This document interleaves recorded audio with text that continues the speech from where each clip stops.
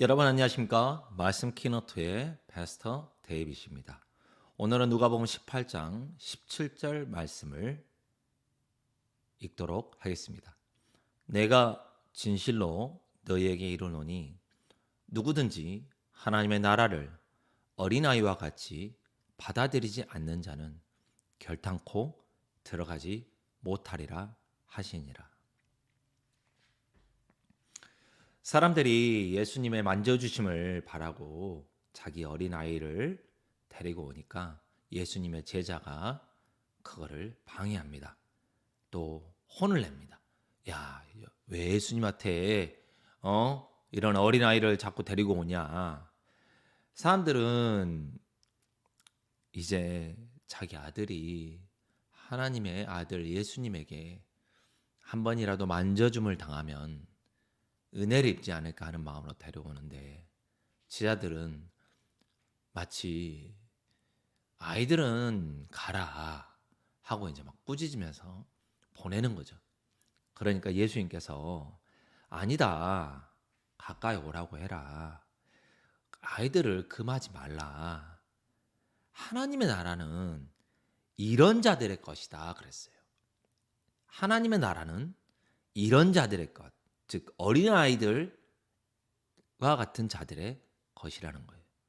그러면서 예수님께서 이제 14절에 내가 진실로 너에게 이르노니 누구든지 하나님의 나라를 어린아이와 같이 받아들이지 않는 자는 결탄코 들어가지 못하리라 하시니라 그랬습니다. 즉 그 말은 어린아이와 같이 순수하게 어른이 무슨 말을 하든지 받아들이잖아요.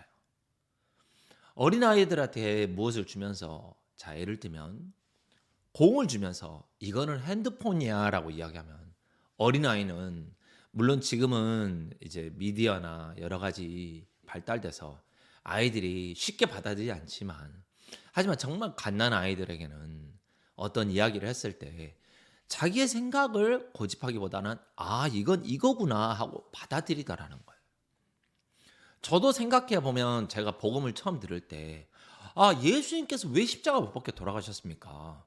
당연히 내 죄를 위해서 돌아가셨죠. 그러면 선생님이 죄를 씻으셨겠네요. 그렇죠, 내 죄를 씻었죠. 그럼 선생님은 죄인입니까, 의인입니까? 당연히 죄인이죠. 어떻게 우리가 의인이 됩니까? 예수님이 내 죄를 다 씻었어도 앞으로 내가 지을 죄는 예수님 못 씻죠. 그게 제가 가지고 있는 생각이었거든요. 예수님이 내 과거의 죄는 씻을 수 있을지라도 내 미래의 죄는 씻을 수 없어라고 제가 생각을 했거든요. 너무 재밌죠? 제가 씻을 수 없는 죄를 누가 씻을 수 있겠습니까? 예수님도 씻을 수 없는 죄라면 누가 감히 이 죄를 씻을 수가 있겠습니까?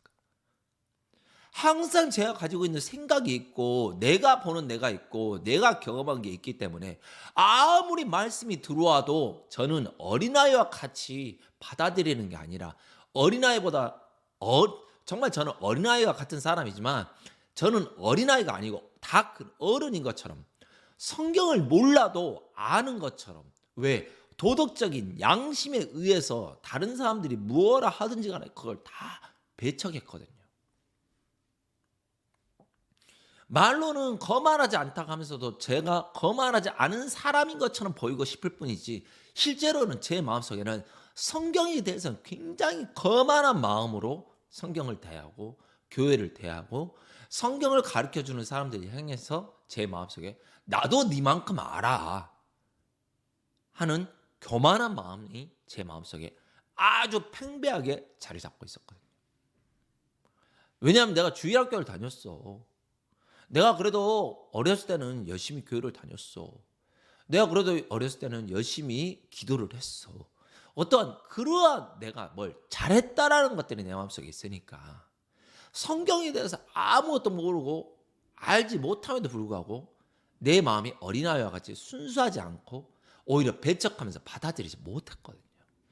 참 제가 거만한 사람인 거죠.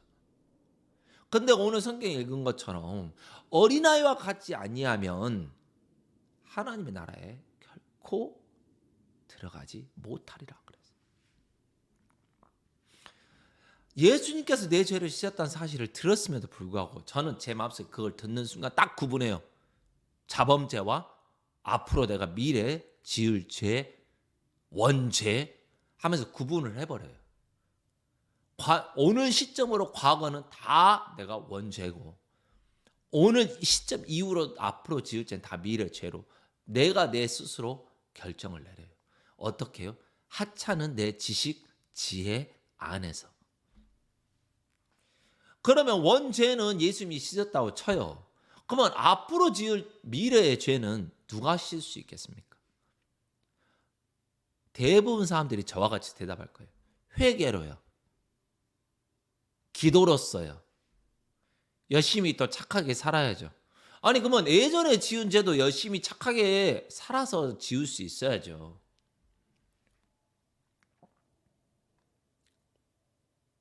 한번 생각해 보시라는 거죠.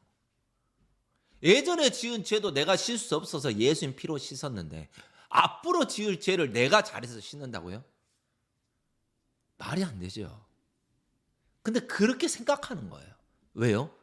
내가 어떤 능력이 있는 사람이라고 생각하기 때문에.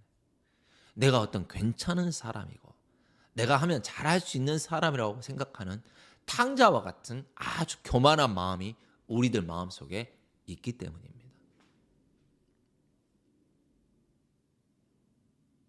피 흘림이 없은즉 사함이 없고 죄의 삭은 사망이라고 분명히 성경에 나와 있습니다. 즉 내 죄를 씻기 위해서는 피를 흘려야 되고 삭을 치러야 됩니다. 그래서 하나님께서 그의 아들 독생자 대신 예수 그리스도를 십자가에 못 박히심으로 온 인류의 죄를 다 담당하셨는데 또 내가 나의 죄를 담당하려 하는 생각이 있는 거예요. 그러니까 아무리 예수님께서 내가 다 페이했다, 내가 다 이루었다라고 목놓아 이야기하고 성경에 나와 있는 모든 저자들이 다 그렇게 이야기를 해도 나는 어린아이와 같지 않은 거예요. 내 생각이 있고 내 주관이 있기 때문에.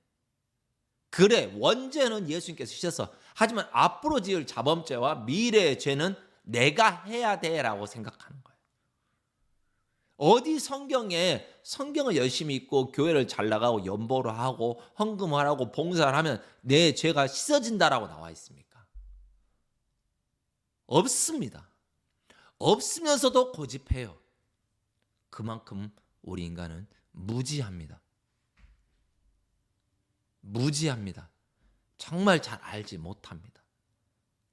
뭐에 대해서? 하나님의 마음에 대해서, 하나님의 뜻에 대해서 관심조차 없습니다. 그저 내가 열심히 하는 겁니다. 그러면 되겠지. 참 어리석죠. 미련하죠. 그렇게 사는 겁니다. 그래서 예수님께서 오늘 성경에 읽은 것처럼 내가 진실로 너희에게 이르노니 누구든지 하나님의 나라를 어린아이와 같이 받아들이지 않는 자, 받아들이라 그랬습니다. 하라 그랬습니까? 아니요. 받아들이라 그랬습니다. 뭘 받아들이라고요? 네, 복음을, 구원을 받아들이라는 거예요. 뭘 하라고 하는 게 아니라 받아들이라는 거예요. 그러지 않는 자는 결단코 들어가지 못하리라 하시니라 그랬습니다. 그럼 여러분들은 행위로서 천국에 들어갈 수 있겠습니까? 없겠습니까? 없다라는 겁니다. 천국은 받아들이는 겁니다. 어떻게? 믿음으로, 은혜로, 긍휼로서 받아들이는 겁니다. 말씀을 내 마음 안에 받아들임으로, 믿음으로 말미암아 내가 천국에 들어가게 되어지는 겁니다. 어린아이와 같이 받아들이라 그랬습니다. 어떻게? 내가 네 죄를 씻었다 하시는 그 말씀 앞에 아멘 하면 되는 겁니다. 내가 뭘 해야 되는 게 아니고 노력해야 되는 게 아니라 그 말씀 앞에 온전히 내 생각을 내려놓고 받아들임으로써 얻게 되어지는 긍휼의 세계인 겁니다. 은혜의 세계인 겁니다. 그래서 아브라함이 행위로서 의롭다함을 얻었더라면 할 말이 없지만 행위로서 아브라함이 의롭다함을 얻은 게 아니라 믿음의 조상 대신 아브라함이 믿음으로 의롭다함을 얻었다라는 것처럼 수많은 사람을 죽인 다윗이 간음하고 그의 남편 바세바의 아내 우리아를 죽인 그 다윗이 자기는 의롭다고 이야기했습니다. 어디서 그 힘이 나왔겠습니까? 자기가 잘해서요? 자기가 해서요? 아니라 받아들임으로 말미암아서입니다. 여러분도 말씀을 받아들일 때는, 말씀 앞에 쓸 때는 어린아이와 같은 마음으로 무엇을 말씀하시든지 그 말씀 앞에 순종하는 귀한 여러분이 되시기를 간절히 바라는 마음이 있습니다. 한 주간 말씀 안에서 평안하시기를 간절히 바랍니다. 감사합니다. 안녕히 계세요.